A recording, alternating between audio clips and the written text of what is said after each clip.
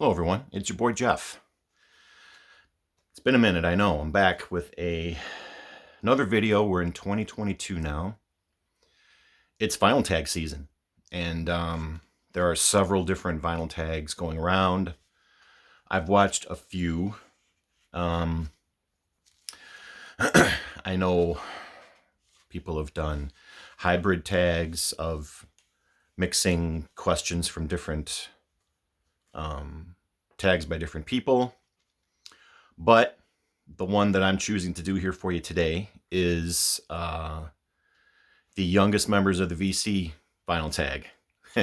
Just to show my support for those guys, because Emma is one of my closest friends here on the VC. Channel is 8 Vinyl Low, in case you don't know.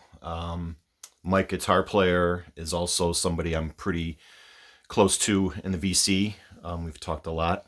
I follow Dylan, the record spinner, and Marican, and I'm forgetting who else is in the youngest members. But I'm fairly familiar with just about everybody in that group, and just want to show my support for you guys. I love what you guys do. You give me hope for the future, and the questions on this tag looked, pretty fun to answer. I'm not positive I can answer every single one, especially the classical one, so don't really expect much on that. But everything else, I think I pretty much have an answer for. So, without further ado, we got 20 questions here. Let's get right to it. Question number 1, favorite pickup from a trip. Now, back in October, my wife, Cora, and I went on a little road trip, and we stopped in at Billy Hurst's record store, Riverbend Records, and I showed this in one of my videos from a while back. This is a first press 6-eye Columbia of Miles Davis's Sketches of Spain. The cover, except for a little bit of writing, is mint also, and this record plays dead quiet, which is a good thing because this is more of a quiet sounding album, so any pop or tick or hiss is gonna show. This album is dead quiet, so it's one of my it's my favorite pickup for the year for sure, but it's quickly turning into one of my favorite jazz albums. Love this album, Sketches of Spain. Question number 2, your favorite third man release. I used to collect the Third Man Vault series a couple years ago. I don't anymore. But I have several of their Vault releases, and out of those, I've got the 10th anniversary reissue of Icky Thump by the White Stripes. This was one of the Third Man Vault releases. I'll just quickly show you the vinyl because it's some of my favorite colored vinyl ever. Isn't that pretty? And of course, that's even prettier. And of course, the records, they sound pristine. And the other disc, I think, is black and red. I'll show that to you really quickly. Yeah, that's nice, isn't it? But the Third Man Vault releases, or just about any Third Man release, is excellent quality. They're pretty rare.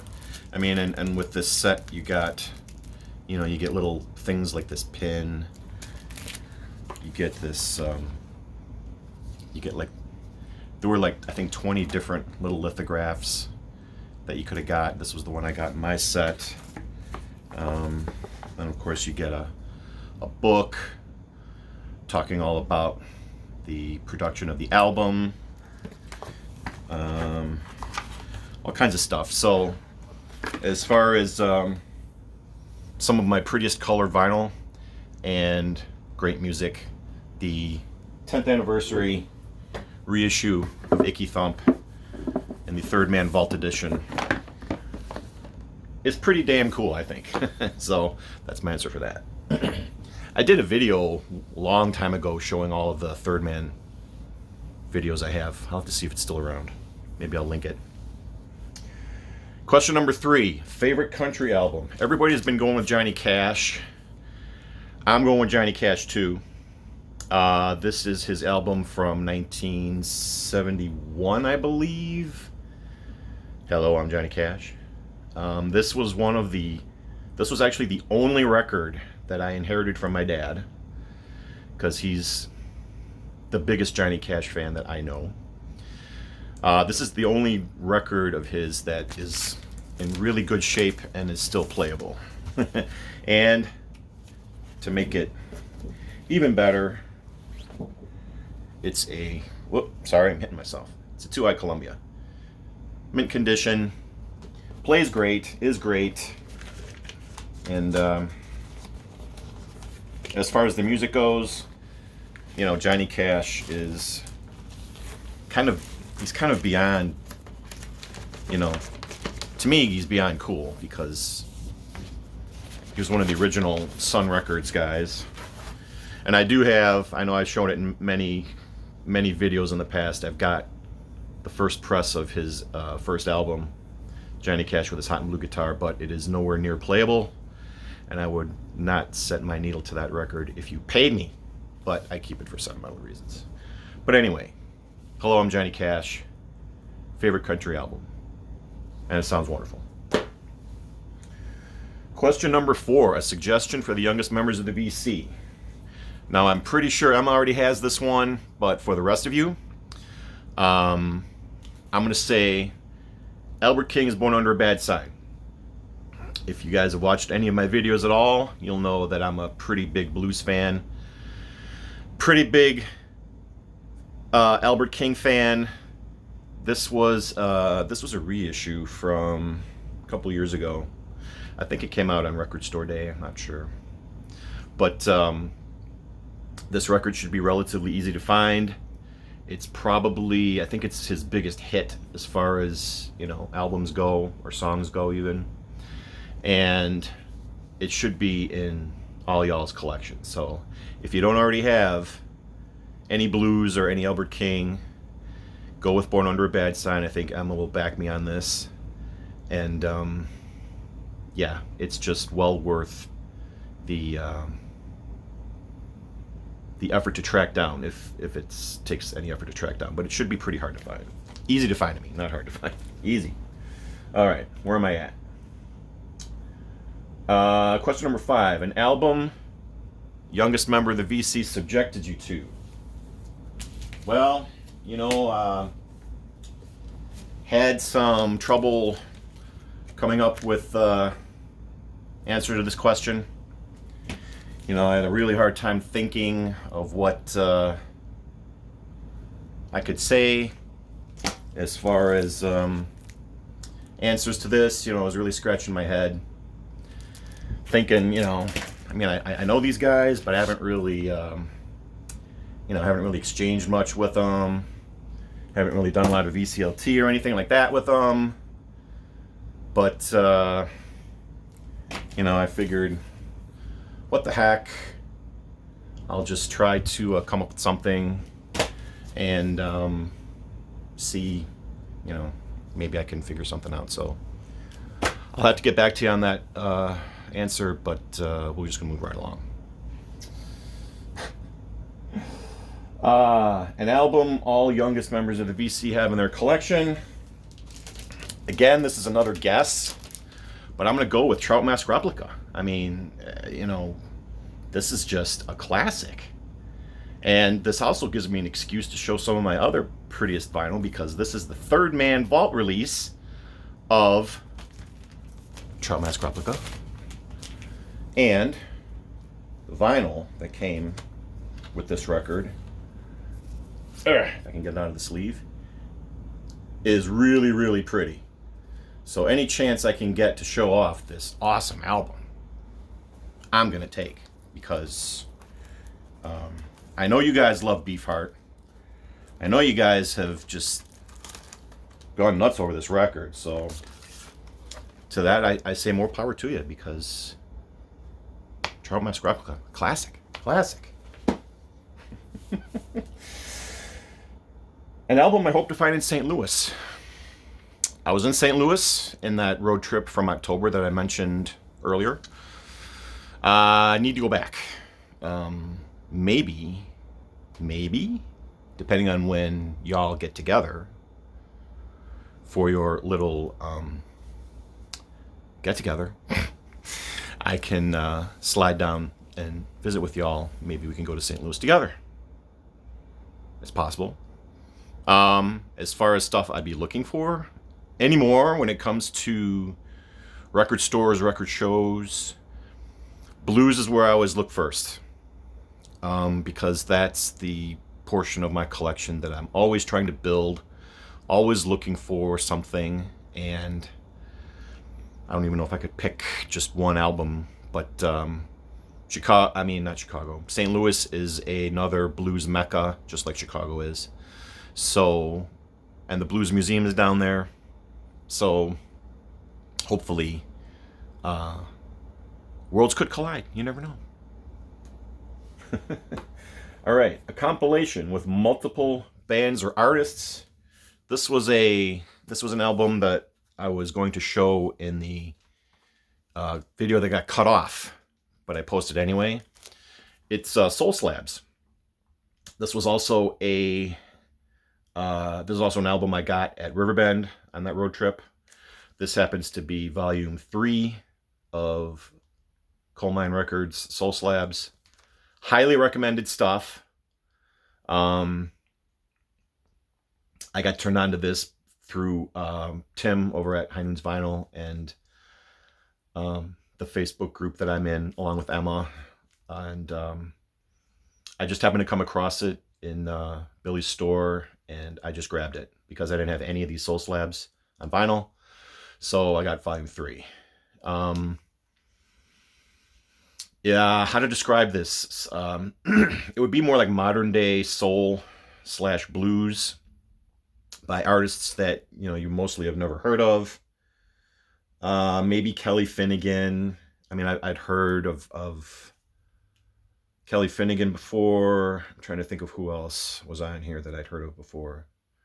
But I mean, this stuff it sounds like it was made back in like the 60s and 70s, but it wasn't. And it's just really, really good modern day soul, blues, even a little funk.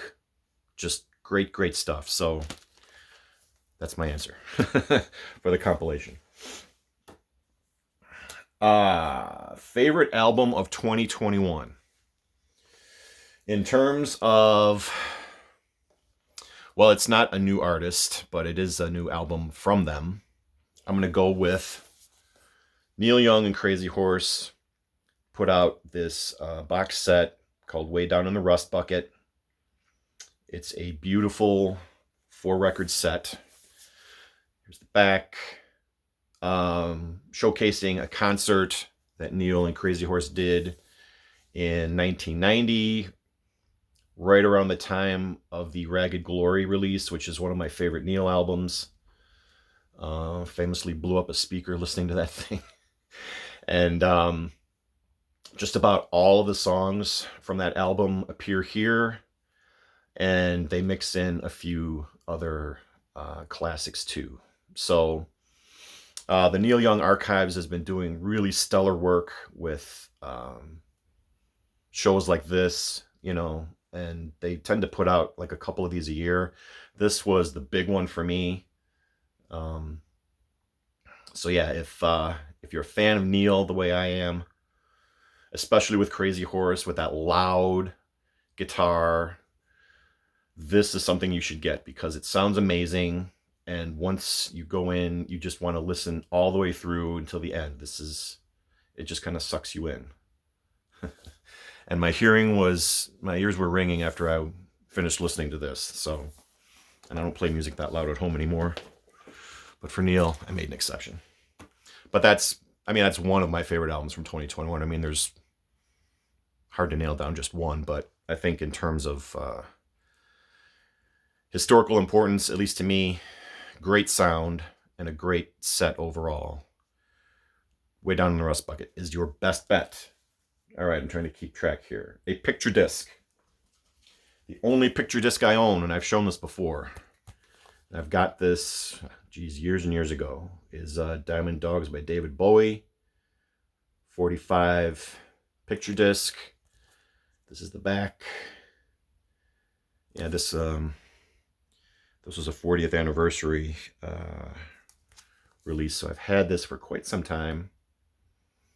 Speaking of Bowie, his would have been 75th birthday just recently came and went, so we still miss David. I need to listen to him again. I haven't listened to Bowie in a while. All right, a record with purple on the cover. This has got many colors on it, but one among them is purple. This is Amigos by Santana, featuring one of my all-time favorite Santana songs, which is Europa. It's an instrumental, and Carlos just makes his guitar cry, like he always does, with that tone that you know you're listening to Santana. So this was probably a less obvious choice, but it's got all kinds of purple on the cover. So I went with Santana because I love Santana. We all need to listen to more Santana, don't we? A song with a name in the title. This gives me an excuse to showcase this, and I know Emma showed this in her tag video. Probably my most wanted reissue, not just of 2021, but of years and years past. This is International Pop Overthrow by Material Issue, and pretty much all of their hits have girls' names in the title. Like, can't read it backwards, like Valerie Loves Me, Diane, Renee Remains the Same. All three of those songs were in heavy rotation when this album was new 30 years ago, 31 years ago now. So yeah, if you've never heard of Material Issue, they were a Chicago-based power pop band. And I mean, besides those three songs, they had a couple other hits, a couple other albums, which I'm hoping at least Freak City Soundtrack gets reissued again, because I would really love to have Kim the Waitress, that song on vinyl, which is another girl's name song.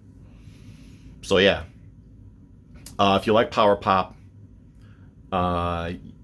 you got to give Material Issue a try, because in the early 90s, these guys were the shit as far as power pop goes. So really glad to get this as a reissue. It just came out a couple months ago, so Jeffy is happy. All right. Let's see. An album with a Cheap Trick connection. Learned this from Emma. This was Double Fantasy by John and Yoko. And according to her, I'm just going off the top of my head, this Rick Nielsen played guitar on one of the songs, or one or more of the songs, but it eventually didn't make the album for whatever reason. But yeah, this was pretty much the only thing I could think of that had a Cheap Trick connection by a record that I probably had to show. So I'm going with Rick Nielsen playing guitar for the Double Fantasy record. Okay, two albums that sound great back to back. Just spun this one recently. This is Nick Drake's Brighter Later. This is his happy sounding album, I guess, and loved it. This was a Back to Black reissue, featuring, the original Island Records label. And of course, I think everybody pretty much knows who Nick Drake is, don't you? Basically an acoustic singer-songwriter. His music is, it's more on the introspective side, softer, acoustic. This album here has some instrumentation behind him on it. But for my money, that would sound great, or it does sound great to me, when you back it up with something like Cat Stevens, who is in the same vein as Nick Drake as far as the singer-songwriter-y, writer-y type songs go. But his voice, Cat's voice is a little stronger than Nick's, but you get the same vibe, you get the same feeling from it. These two would be, good Sunday morning with your coffee type of records, if you ask me. So that's what I'm going with. Nick and Cat. Okay. Shout out to a local record store. Not local to me, but someplace that I want to visit at least once a year if I can do it. And of course, that's Billy Hurst's great record store, Riverbend Records. I could have easily just emptied my wallet there and just bought so many more things than I did. And it took supreme self-control to walk away from that place. But if you haven't been there, highly recommended. And Billy Hurst is a great guy. Couldn't have been nicer. We were there for like a good hour plus, and the fact that I walked out of there with any money left in my wallet was just a tribute to my own self-control, I guess. But it's a wonderful place. It's got great selection there, and it's just an awesome store. And record stores by me, I've bitched about it before, but the few local record stores that are remotely close to me all kind of suck. So I guess in a way it's good that Riverbend is so far away. All right, where am I at here? We're up to question 16 now. Show a bootleg. Got this last year in a trade with Hannah, the Omaha Introvert. This is, and I showed this in past videos. This is Derek and the Dominoes, Stormy Monday. Here's just the song list, taken from November 20th, 1970 concert at the Santa Monica Civic Auditorium. Stormy Monday is one of the songs played. Blues Power, Derek's Boogie, and Tell the Truth. So you get a little bit from the Layla album. You get a little bit from Eric Clapton's first solo album, with the Dominoes backing him. And this is actually a really nice sounding record. The vinyl is nice and quiet, and the recording is pretty decent. So it's more extended jams, because like I said, there's only like 3 or 4 songs on this whole album. So it's your longer jam type of bootleg, but it's wonderful. And I still like Eric Clapton in this era, in this time period. So yeah. Okay, question number 17. Favorite album by your favorite band. This gives me an excuse to show Stevie Ray, because Stevie Ray is my favorite, and this is a bootleg that I got from Tim over at High Noon's Vinyl called Blues You Can Use. This is a radio broadcast from 1987 in Philadelphia. There's the song list. The sound quality on this is stellar. So if you love Stevie Ray at all, you know that his live albums are really where it's at. I love the studio records, don't get me wrong, those sound great too. But he really cuts loose live. So I've been sort of unofficially trying to scoop up any and all live bootlegs that I can find. And back in like the 80s and even into the 90s, radio stations would broadcast live concerts as they happened, and some of them get pressed to vinyl like this one. So if you're able to find any live Stevie Ray, and I'm just using this as an example, get it, because the fire and the passion that he plays his guitar and sings is just without equal, almost by almost anyone. Really, the only one that would top him, I think, would be Jimmy. These are the top 2 guitar slingers in my opinion, Jimmy and Stevie. So Highly recommended. And this is a great album. I've spun it many times, and it just sounds great every single damn time. So there you go. Question number 18. Favorite or inspirational lyric? This gives me an excuse to showcase this album because I just got it recently. This is the legendary No Nukes concerts from Bruce and the E Street Band from 1979. I have the No Nukes album, which only contains the Detroit medley portion of the show. I think it was just the Detroit medley, but of course on this record, or one of Bruce's greatest songs, of course, is Thunder Road, and the screen door slams, Mary's dress waves. Like a vision, she dances across the porch as the radio plays. I mean, just with a line or two, you're instantly there, and you can just picture in your mind the scene. Roy Orbison sang for The Lonely, "Hey, that's me and I want you only." So you know exactly where you are, and very few people could do that in just a line or two or three besides Bruce. So, if you're looking for live Bruce, just the same with Stevie Ray, Bruce really cuts loose live. And I've been picking up some of his shows, like from his website. You can buy whole concerts from his website. He really cuts loose live. And Bruce is number one on my bucket list for artists that I've never seen live that I really want to. So I'm hoping he tours this year or maybe next year. Especially with the E Street Band, because I already told Core we're going. I don't care how much the tickets are. I don't care when it is. We're going.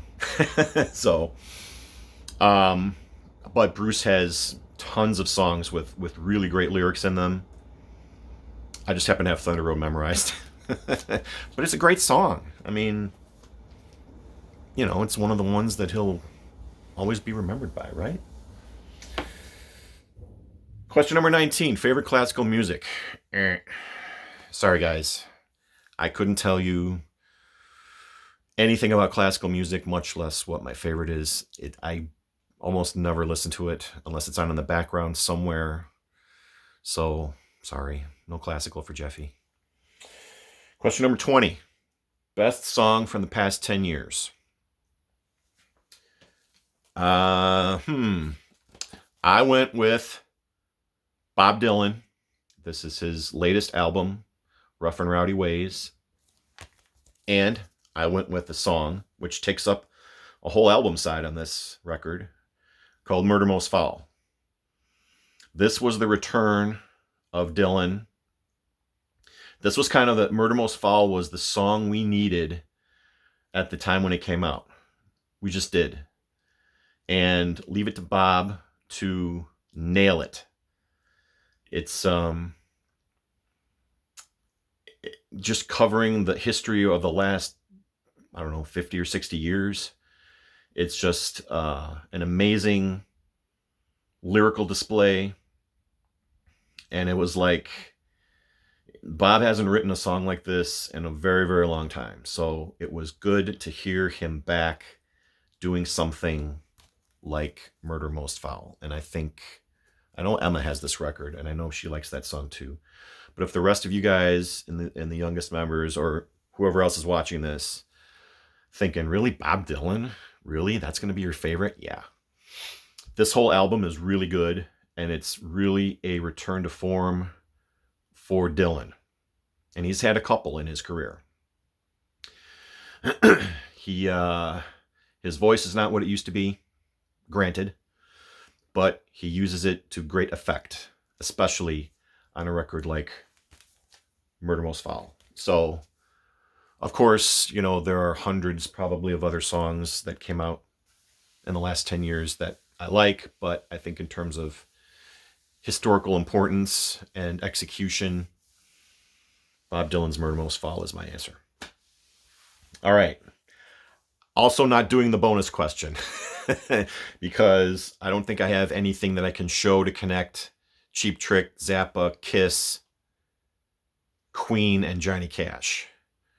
So, sorry guys, but I was able to answer just about all the other questions. Always love doing a vinyl tag every year. Thanks for coming up with a great list. It was fun to do. Hope you enjoyed it. And yeah, I love you guys. Maybe we'll get to meet this year. Peace. I'll see you guys later.